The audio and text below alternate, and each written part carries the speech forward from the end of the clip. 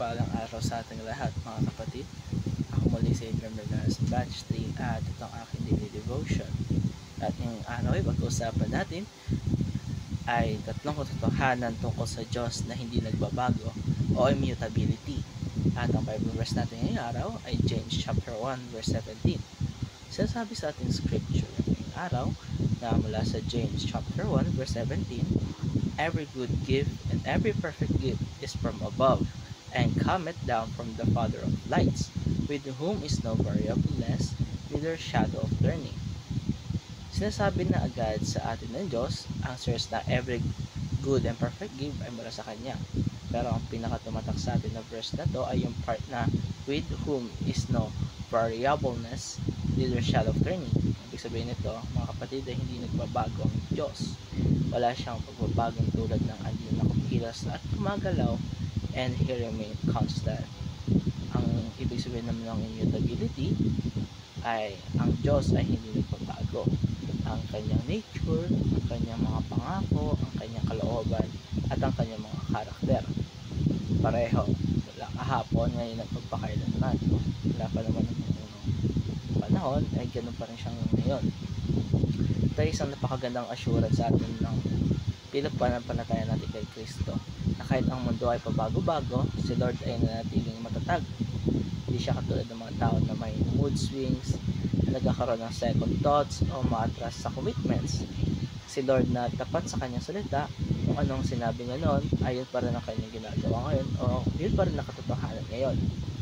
At ngayong araw naman ay tatalakayin natin ang 3 implications of God's immutability. Unang-una, God will always be good.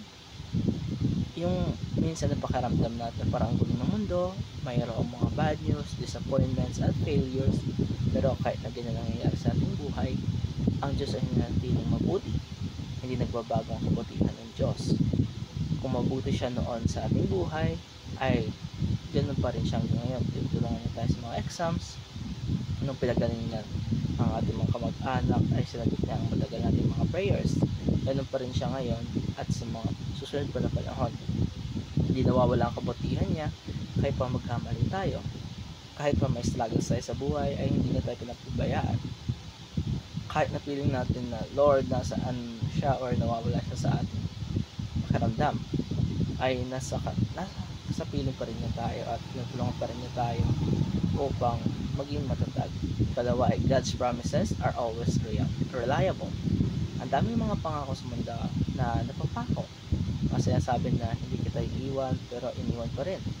O yung I'll be there for you pero hindi naman natin makontak kung kailangan na natin. Pero si Lord, hindi siya ganon. Ang mga kanyang mga pangako ay tapat na totoo. Kagaya ng sinabi sa Numbers chapter 23 verse 19, God is not a man that he should lie, neither the son of a man that he should repent. Nung sinabi niya na I will never leave you nor forsake you, you can take him at his word.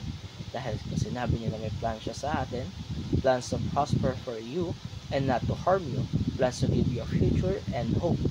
Ito ay kanya mga pinaninindigan. Dahil ang Diyos ay nagbibigay ng pangako at hindi niya ito nagbabago. Tatlo ay the God of the Bible is the same God we have today. Minsan iniisip natin na Lord, ikaw pa rin ba talaga ang Diyos ng mga himala, ang Diyos na nagpapart ng Red Sea, ang Diyos na nagpapagaling ng bulag, at ang pinakasagot dito ay yes.